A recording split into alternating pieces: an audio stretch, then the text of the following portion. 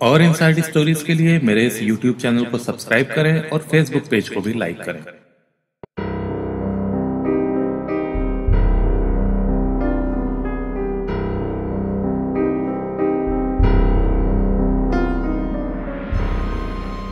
धमतरी के रहने वाले राकेश यादव एक्साइज डिपार्टमेंट में काम करते थे।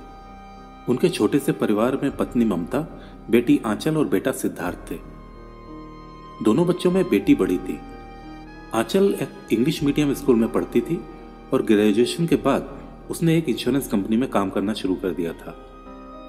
आंचल ग्लैमरस थी और इसी वजह से वो उसका फायदा भी उठाती थी।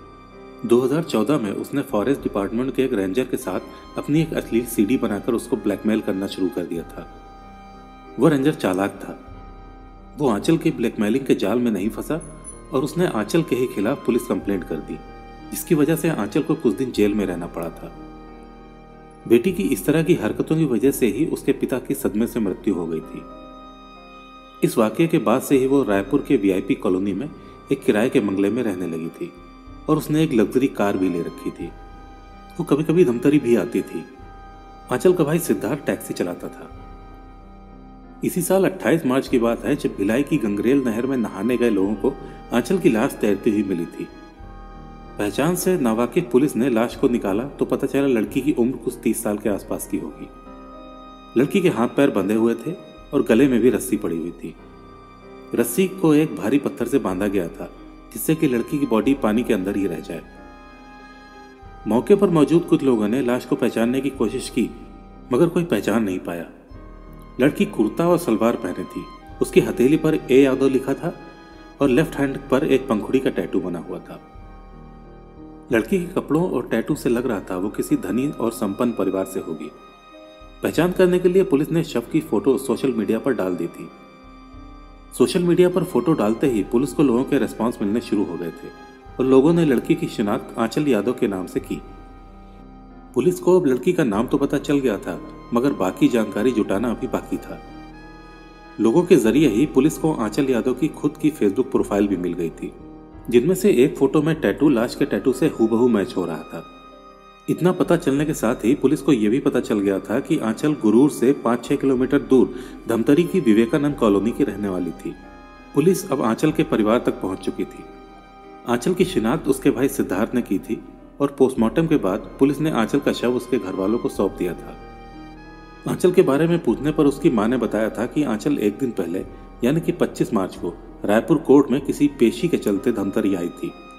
रात में 9 बजे के आसपास उसको किसी की कॉल आई और फिर वो निकल गई।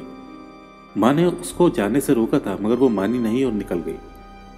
अब पुलिस ने आंचल के बारे में जानकारी जुटाना शुरू किया तो पता चला कि आंचल एक ग्लैमरस जिंदगी जीने वाली लड़की थी और उसका छत्तीसगढ़ के कई हाई प्रोफाइल लोगों के साथ उठना बैठना भी था। वो अक्सर रायपुर की पेस्ट्री पार्टीज में नजर आती थी और उसको लग्जरी कार का भी शौक था।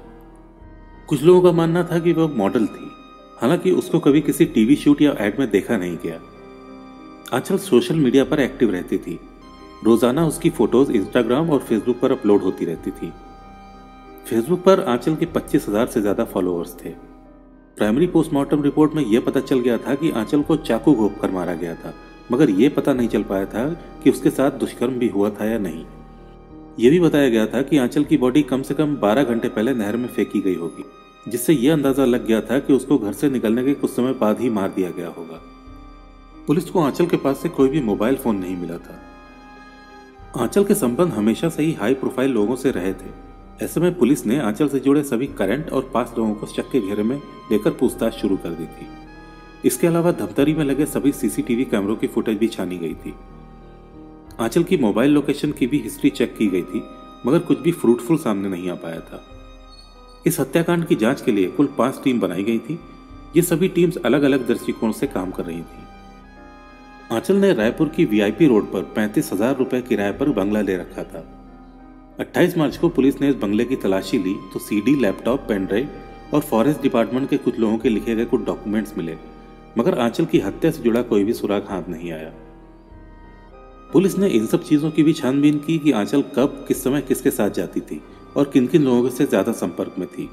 इतनी महंगी और ग्लैमरस जिंदगी जीने का उसका सोर्स क्या था। साइबर सेल से मिली रिपोर्ट के अकॉर्डिंग 25 मार्च के दिन आंचल के फोन पर 35 से ज्यादा लोगों के कॉल आए थे। इन रिकॉर्ड्स में हाई प्रोफाइल लोगों के अलावा रायपुर के कुछ उसके दोस्त भी थे। पुलिस को यह भी पता चला था कि जगदलपुर के एक आदमी ने आंचल के फादर से 50 लाख रुपए में उनका धमतरी वाला मकान और जमीन खरीदी थी, मगर बाद में उनकी मानसिक हालत खराब होने के कारण आंचल ने इस सौदे से साफ इनकार कर दिया। इसके बाद उस आदमी ने आंचल के खिलाफ कोर्ट केस कर दिया था। पुलिस ने इस आदमी से भी पूछताछ की थी, मगर कुछ भी सामने नहीं आया। 27 मार्च को जब पुलिस ने आंचल की मां ममता यादव और भाई सिद्धार्थ यादव से पूछताछ की तो उनके हाथ कुछ नए सुराग आए, जिसके बाद पुलिस ने अपनी इन्वेस्टिगेशन को अलग डायरेक्शन में मोड़ा और सभी जरूरी पॉइंट्स कलेक्ट करने के बाद 30 मार्च को पुलिस ने आंचल के भाई सिद्धार्थ को गिरफ्तार कर लिया। सिद्धार्थ के बयानों के आधार पर उसकी मां ममता को भी गिरफ्तार कर लिया गया। आंचल रहती तो रायपुर में थी, मगर उसके किस्से कहानी सब उसके घर धमतरी तक पहुंचते रहते थे, जिसकी वजह से उसके भाई और मां को शर्म महसूस होती थी।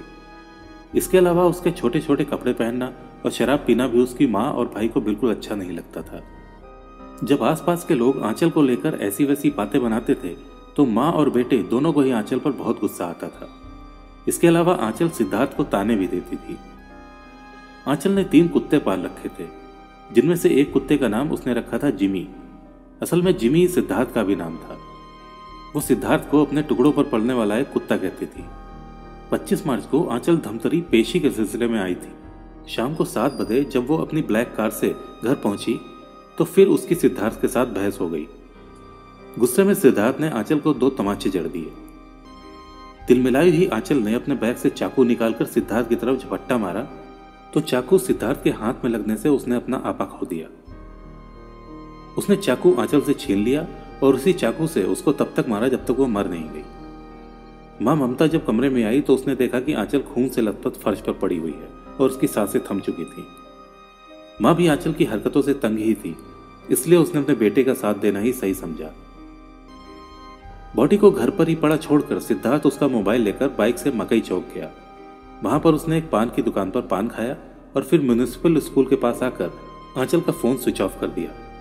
फिर वापस लौटकर मां की मदद से बॉडी को आंचल की कार की डिक्की में रख दिया। पुलिस और सीसीटीवी से बचने के लिए कार को पतली गलियों से निकालता हुआ नहर तक ले गया और फिर बॉडी में एक बड़ा सा पत्थर बांधकर बॉडी को नहर में फेंक दिया। उसने आंचल की घड़ी, मोबाइल, ब्रेसलेट आदि को वाले दगन में फेंक दिया। घर वापस लौटने तक मां ने घर की साफ सफाई कर ही दी थी और कार की सफाई सिद्धार्थ ने कर दी।